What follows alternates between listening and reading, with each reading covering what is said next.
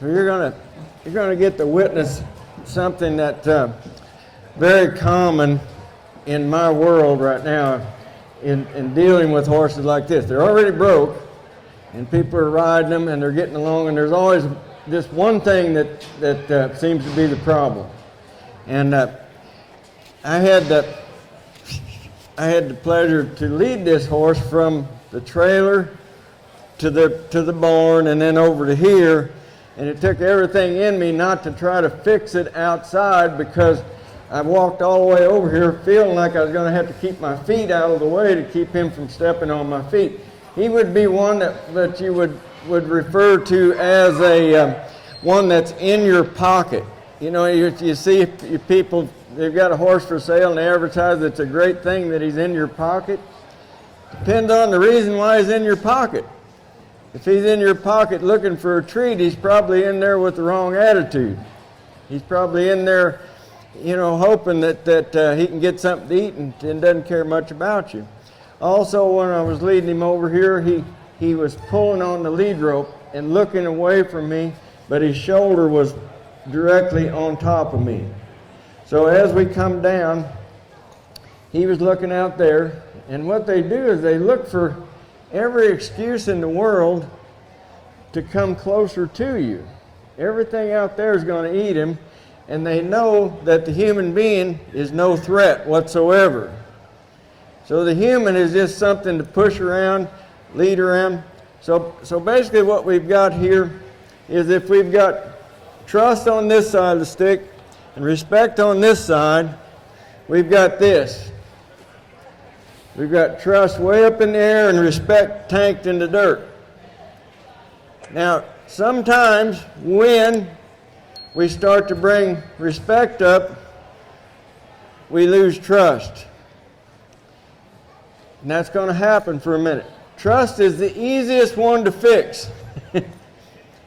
This used to be the most common scenario that I would run onto when a horse would come in. A horse afraid of a person and didn't trust a person. But there's enough TV shows watching, teaching people how to work with horses now, and people are kinder-hearted today, I believe, than they were 30, 40 years ago, and they're kinder to the animals, and they want to pet and coddle them more. So that's what produces this.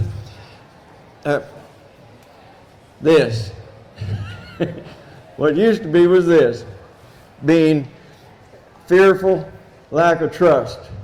Right now, this horse is high on trust and low on respect. So what I'm hoping to do is bring the respect up to where it's even, and then at the same time raise trust and respect together. When we have that, then we have something that we can work with.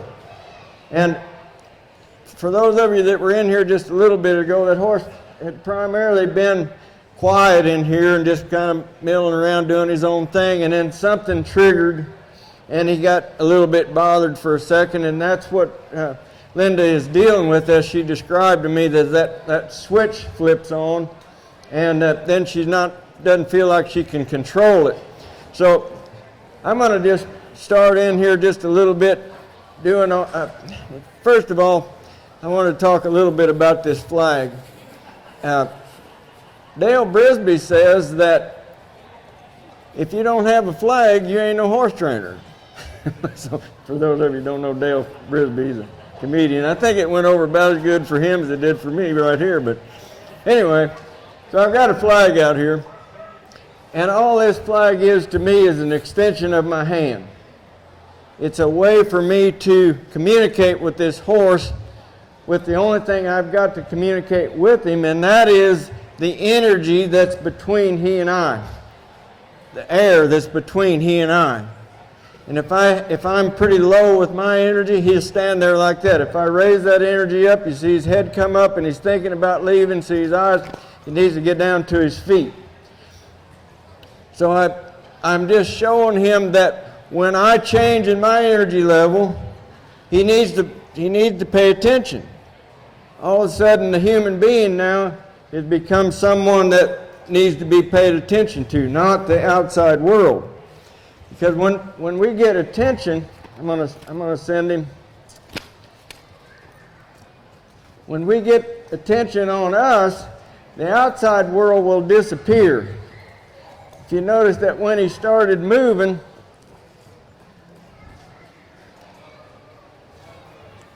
I'm gonna let him do that, but I didn't tell him to do that. Horses will tend to want to face up to you. Once they've been shown that a time or two, they start doing that on their own. And a horse that's facing up to you on their own when you didn't tell them to is simply hiding behind their shoulders. Then they're going to stay focused on you. Now the role is switched to where the outside world doesn't mean anything and the human being means everything. So when he stepped in and I didn't tell him to step in, I got involved right there. And involved mean I've sent those feet back.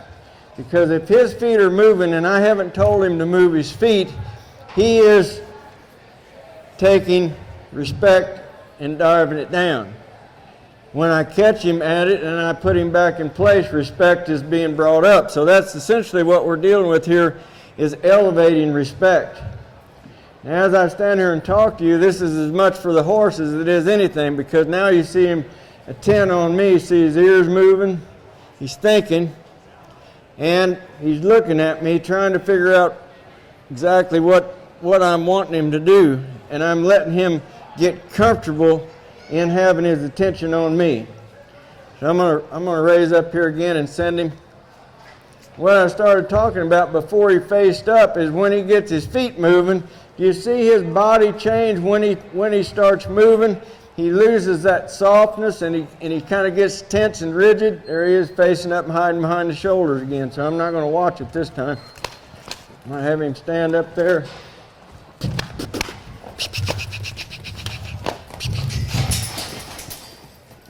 He just ran through me.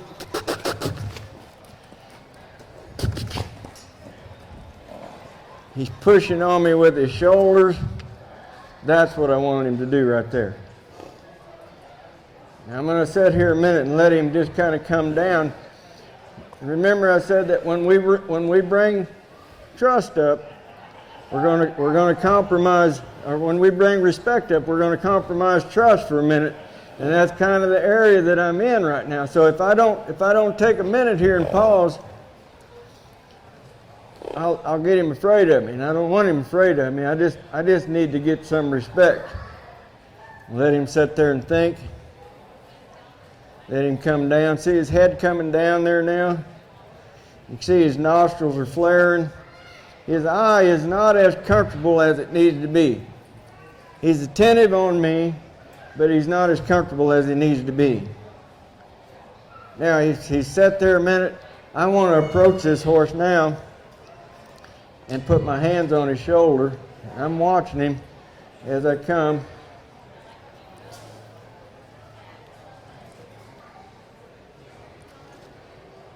Right here, you got to be careful because you're vulnerable to get kicked. So I'm just watching that shoulder right there. I'm letting this horse hear me breathe.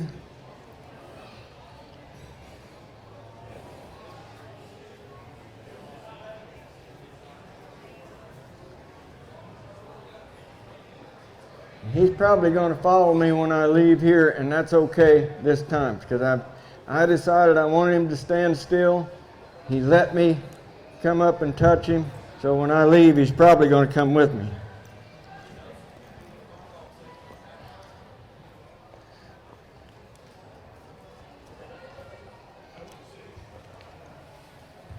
You might not have noticed this time, but the first time when I came in the gate, before I started working with him, when he came up with me, he was real close. This time when he came up, he approached with, "Yes, sir. I want to be with you, but I don't want to crowd you." He came up with a much more polite attitude. And when I left that time, he stayed put. I like that. Now, do I want a horse to ever face up? Yes. When it's your idea for a horse to face up, it's a wonderful thing. But when it's his idea and he's ahead of you, he's just trying to outthink you. So I'm gonna go ahead and get his feet moving again here, just a little bit forward what I want. That white spot right there on his side, on that left side, is my forward motion button. And that's the same as what your left leg would be if you were on him. His body is still a little bit tighter than I would like to see it as his feet are moving. And he's essentially just running around me. He's not listening to me.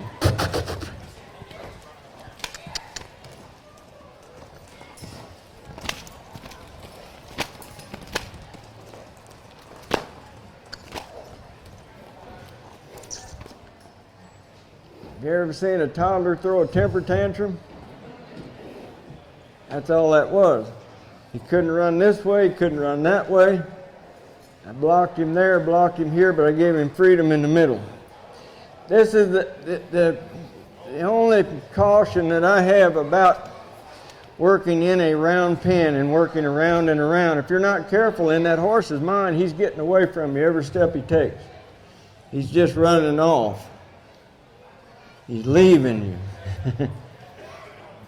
But if we can step in front of him and get it stopped, now we're back to a spot where he's got a moment to. This is what I call being in the sweet spot. And this is the spot of my training program that means more to them than any carrot, means more to them than anything could be, and it is that complete release at that moment. I'm going to go touch him again.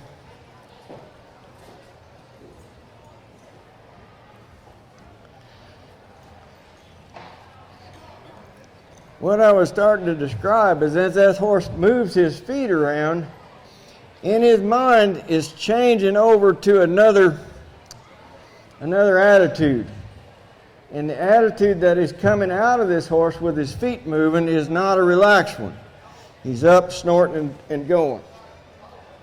So it's his go-to button right now, I suspect. He gets troubled once he gets his feet moving. So I'm gonna send him out of here again and get his feet moving. I'll let him walk there a little bit. Now I'm gonna bring the energy up a little bit.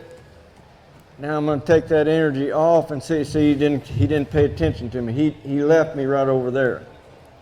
So I'll get him back paying attention. There we go. Just get stopped. No. See, he wants to face up. If I want him to face up, I'll go to this end. And he don't understand that. He said, well, that's my open door, because the forward motion has been put on his hip and not up there on his shoulder. Horses will do what we repeatedly do. So right now he understands that when the flag is behind him, it means go forward. I want him, before we get done here, to understand that when the flag is back towards his hip, it means move your hip away. When I want him to go forward, I want to have it just behind the front legs. This is a forward motion spot right there. Okay? If I want to stop him flat, I'll come from behind the shoulder to in front of it. If I want him to face up, I'll move back here. Let him draw in there. He's walking on. There we go. And when he found that, let him have that. So those are tools of communication that I use with him, based on a balance point around that shoulder. So I can use that shoulder to move the front end away. I can move that shoulder to send the horse forward. I can use that shoulder to stop this horse. I can use that shoulder to draw that horse. If you notice that there wasn't a lot of bowing and ducking and diving. That's not unnecessary when you're focused on parts. Okay? When I focus on certain parts, you see, all of a sudden, instead of a horse that's reactive and not thinking, we've got a horse that's paying attention to a person out here and doing things that's being asked of him in a quiet and a polite way. What does that mean? That means that we have taken trust, elevated it up to where we got respect. We've got respect and trust on the same playing field right now. Now we can raise both of them together. If you notice that in order to gain that, establish that respect, I didn't have to even touch this horse. All I did was read this horse. I watched this horse and I listened to this horse by what he was saying based on how he was carrying his body, based on how he was looking at me. And when I saw this horse in agreement with me, I backed off and let this horse have a minute to think. I kept taking him to the sweet spot and say, there it is, there it is, there it is. And when his feet were moving and he got up there and he got outside of the sweet spot and he was tight, his attitude tightened his body up, I just held him up in there for a little bit and then brought him back to that sweet spot and let him find that spot to be okay in. And so anyway, this is the beginnings of all of my communication. I'm going to go ahead and put some tack on him now and saddle him up, and we'll see where he's at with some equipment on.